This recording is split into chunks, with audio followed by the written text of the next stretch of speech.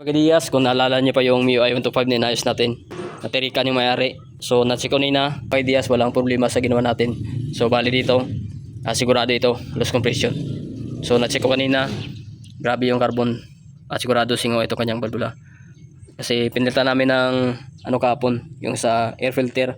So birong butas yung air filter. So sigurado yung ibang dumi sa throttle body at pumasok sa loob. Sigurado ito singaw ang balbula, kaya mahirap sang pandarin.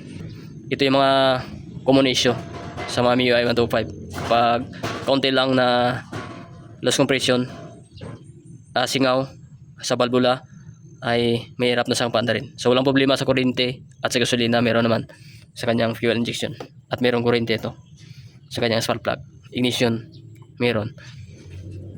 So tanggalin natin yung head.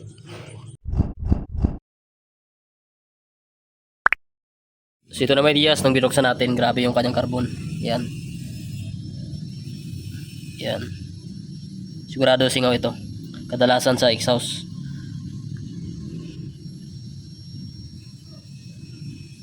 Kaya pala tumirik siya. So napakaganda na daw ng minor niya at binira na may-ari. At yun na nano siya. Nag-loss compression. Grabe rin dumi ng kanyang throttle body. Yan. Kailangan din itong linisan. Siguro yung dumi niya simula nung nasira yung kanyang dito sa air filter, kaya pumasok dito. At ibang dumi niya dito nagtambak. Yan. Kahigop. Sobrang kapal na. Yan. Loss compression. Kaya mahirap na sampad na rin. So yun mga ideas, tingnan na natin kung singaw siya. Lagyan natin ng gasolina. Sa intake muna. Yan. So kaya pala mahirap sa pandarin. Kahit may gasolina, may kuryente, hindi pa rin sandar. Pati dito sa kanyang intake, singaw rin. Ayan. Patry naman natin mga ideas. Ayan, singaw yung sa intake. Try natin sa exhaust. Exhaust valve. Ayan. Mas lala yung dito sa kanyang exhaust. Ayan. Ayan. So kaya pala mahirap na sang pandarin kahit may kuryente at gasolina. Ayan, sa mga naka-encounter nito, kapag ganito matirikan kayo, sa mag-impact ng carbon deposit dito. At lalong-lalo na, palagi nyo i-check ang inyong air filter.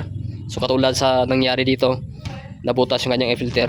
Yung dumi nanggaling sa CVT niya, kasi meron yung hangin. Kapag nabutas yung air filter nyo, siguradong papasok sa dito, sa inyong combustion.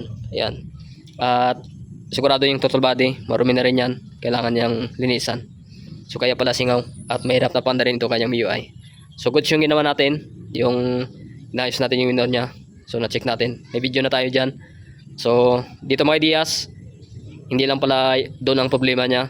So mas mabutin lang na-check natin yung kanyang air filter kapon. So nagduda na rin ako, kaya binuksan na natin. Ayan. Ayan, ulitin natin. Ayan, sobrang singaw. Ayun mga diyas, nung nalinisan na natin siya, so ang isa pang problema yung kanyang exhaust. So kaya pala singaw siya. Yan, manipis na. At may portion na malalim at madali lang detect yung carbon deposit. Yan, manipis na. So kahit i-grind pa natin ito at ikabit natin, so hindi pa rin ito tatagal.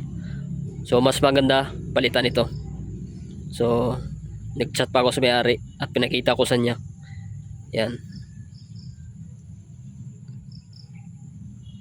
Manipis na at malalim na dito na part sa gitna. Yan. Yan yung mga carbon dumikit na. Kaya pala singaw. Mapandar natin ito mga ideas, kabit natin ito, pero hindi pa rin ito tatagal. May posibilidad na titirik pa rin kapag ganito na yung kanyang balbula. Yan. Kailangan na itong palitan. Okay pa naman yung kanyang valve set. Ito lang talaga yung problema, yung balbula. Ayan. Ito yung mga carbon dumikit. Yan. manipis na.